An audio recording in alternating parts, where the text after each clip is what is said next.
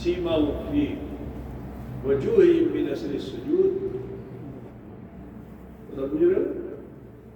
यानी मोहम्मद सल्लल्लाहु अलैहि वसल्लम उनके मानने चाहने वाले काफिरों को शिद्दत पसंद है। आज मौलवी ने आम तौर से इसको बयान कर दिया, बयान करके छोड़ दिया, लेकिन उसके अंदर जो चीजें, जो राज छुपे हुए हैं, उसको खोलना इस जमाने में बहुत जरूरी है। किस काफिर की शिद्दत पसंद है? का जितने काफिर है सबको मार डालो। नहीं, इस्लाम वो मजहब है कि अगर तुम्हारे भाई को, तुम्हारे रिश्तेदार को, तुम पर किसी ने जुल्म किया और तुम उससे जिहाद कर रहे हो और मैदान जिहाद में वो तुम्हारे बेटे, भाई, बंधु को कत्ल कर चुका है और अब आखिरी वक्त है कि उसे मौत आ जाए, तुम्हारा खंजर उसके हलकूम पे लगा हुआ है कि बस जरा सा पुश कर दो तो मर जाएगा, लेकिन वो उसी समय अगर अमान मांग ले, इस्लाम को समझिए, इस्लाम के तरीके को समझिए कि अगर उस समय भी कोई काफिर अमान मांग ले तो अब हमें नहीं सोचना कि इसने हमारा बेटा मार डाला, इसने हमारा बंधु मार डाला, इसने हमारा हाथ भी काट दिया, हम पे भी बहुत जुल्म किया, तो गुस्से में खंजर खोपने की जरूरत नहीं है, फिर उस खंजर को खींच करके उसको अमान दे दो। ये इस्लाम। अमान ऐसा होगा कि खाली तुम नहीं दोगे, पूरा समाज अमान देगा। पुलिस वाले अमान नहीं देंगे, पूरा समाज अमान देगा। वो जिम्मी काफिर हो गया। और अगर इस्लाम के दायरे में वो रहता है, वो मोमिन नहीं है, काफिर ही है, तो जुल्मन उसको मुसलमान नहीं बनाया जाएगा। वो मंदिर में पूजा करेगा तो उसको पूजा करने का मौका भी दिया जाएगा। वो अगर साधु भी बन करके पुरोहित हो जाए तो उससे छेड़खानी नहीं की जाएगी। ये इस्लाम। तो तब गुजरे सूफियों का देश है। मैं तुम्हें बताना चाहता हूं कि इस्लाम का रुख क्या है कि अगर वो पूजा करते करते खुद उसी मंदिर का पुजारी भी बन जाए, धर्म प्रचारक भी बन जाए, तो भी मुसलमान उसको जो है उस पर जुल्म नहीं करेगा, क्योंकि वो जिम्मी हो गया और उसने जजिया दे दिया। जिस तरह तुम ज़कात देते हो काफिर पर, जिम्मी काफिर पर जजिया है, तो अगर बैतुल माल में उसने पहुंचा दिया तो उसकी हिफाजत। अब यहाँ मैं बता दूं, दो हदीस का मफहूम आपके सामने रख देता हूं कि जिम्मी काफिर के लिए रसूलुल्लाह का क्या हुक्म है। मेरे नबी फरमाते हैं कि अगर किसी मोमिन ने किसी जिम्मी काफिर को बगैर उज़्र शरई कत्ल कर दिया, मतलब कोई उसने खोती नहीं की और तुमने उसको मार दिया, तो मेरे नबी फरमाते हैं कि कल मैदान महशर जब अल्लाह हिसाब किताब करेगा तो मैं उस जिम्मी काफिर की तरफ रहूंगा। कोई पूछा कि नहीं पूछा? अब अल्लाह के रसूल जिम्मी काफिर की तरफ अगर हो जाएंगे तो तुम्हें जन्नत मिलेगी? बोलो नहीं। एक दूसरी हदीस का मफहूम यह है कि नबी फरमाते हैं कि अगर किसी ने बगैर उज़्र शरई के किसी जिम्मी काफिर को कत्ल कर दिया तो रोज़े महशर मैं उस मोमिन से अपना मुख फेर लूंगा। अगर शफात रसूल से महरूम हो गए तो बोलो जन्नत मिलेगी? चाहे जितने बड़े आबिद हो, जीवन भर नमाज सजदे में जीवन गुजार दिया हो, बख्शिश नहीं होगी। तो मेरे रसूल आलमीन के लिए रहमत है।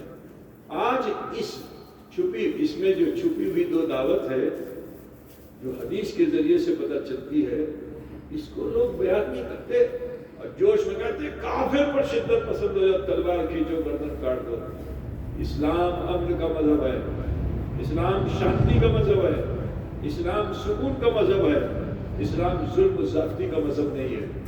ठीक, अशिद्दा और कुफ़ार, वो काफिर के जो हमें दावत तबलीग से रोके, वो काफिर के इस्लाम के फरोग में रुकावट बने, वो काफिर को जो अजान देने से हमें रोके, ऐसे काफिर के साथ शिद्दत करना ये हमारा फंडामेंटल राइट है।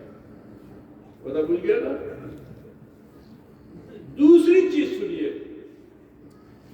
दूसरी चीज ये है कि रोमाओ बहनों, मुसलमान आपस में भाई भाई, لیکن آج افسوس ہے کہ سب سے زیادہ اگر جھگڑا کسی سماج میں ہے تو مسلم سماج میں، مسلم سماج میں یہ تیرا وہ میرا، یہ ایک دھر کی زمین ہے اسی میں لڑ گیا، ٹھیک ہے نا، کہ مذہب میں بھی لڑائی کر رہے ہو، تو جس مذہب میں اسی میں لڑ رہے ہو، جس مسلک میں اسی میں لڑ رہے ہو۔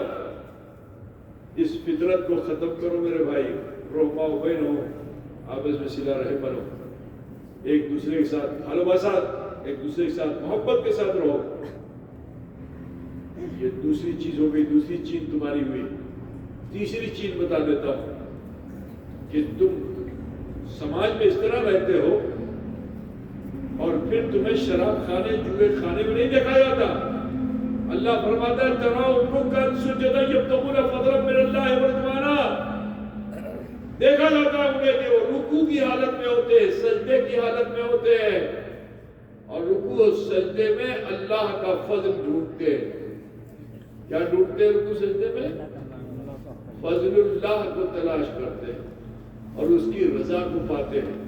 تو جو بندہ مومن اللہ کے فضل کو حاصل کر لیتا ہے اور اس کی رضا کو پا لیتا ہے، تو قرآن میں اللہ فرماتا ہے سیماؤں فی وجوہ من اثر السجود، کہ جب وہ سجدے سے سر اٹھاتے ہیں تو اس سجدے کا اثر ان کے چہرے پر ظاہر ہو جاتا ہے۔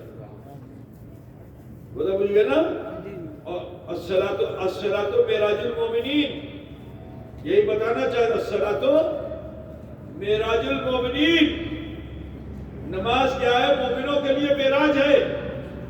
مصطفیٰ ایک بار گئے عشق میں، موسیٰ نے بار بار دیکھنے کی تمنا کی تو میرے مصطفیٰ بار بار گئے تو مصطفیٰ کو نہیں دیکھا، مصطفیٰ کے چہرے میں حق کو دیکھا۔ نبی نے فرمایا کہ من رآنی فقد رأى الحق، کہ جس نے مجھے دیکھا اس نے حق کو دیکھا۔ تو اے مسلمانوں، نماز تمہارے لیے معراج ہے۔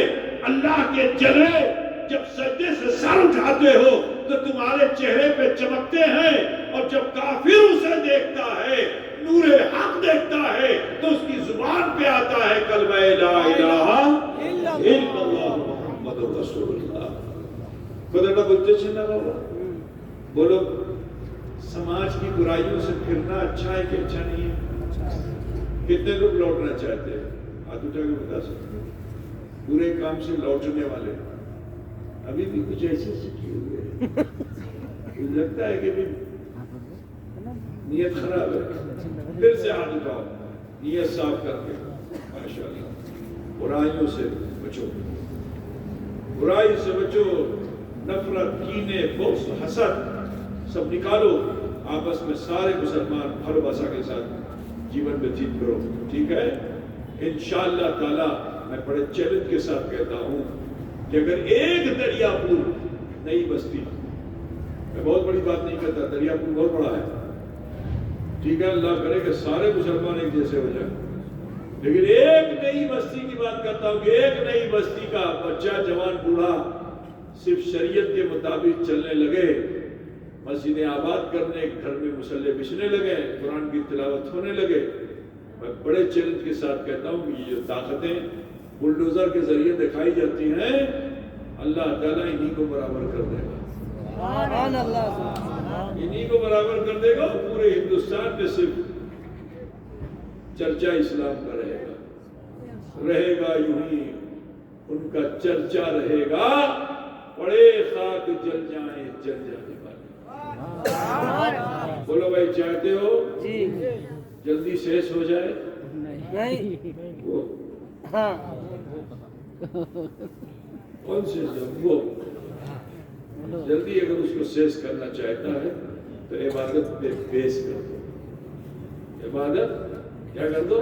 بیس کر دو، بیشی بیشی عبادت کرو، بیشی بیشی ذکر کرو، بیشی بیشی اخلاق اچھا کر لو، انشاءاللہ تعالی جب میرا خواجہ ظالم راجہ کے بیچ آ کر کے بھی جس خواجہ کا کوئی بگاڑ نہ سکا، تو خواجہ کی پرجا کا کون بگاڑے گا؟ کوئی بگاڑ پائے گا؟ نہیں، کوئی نہیں بگاڑ پائے گا۔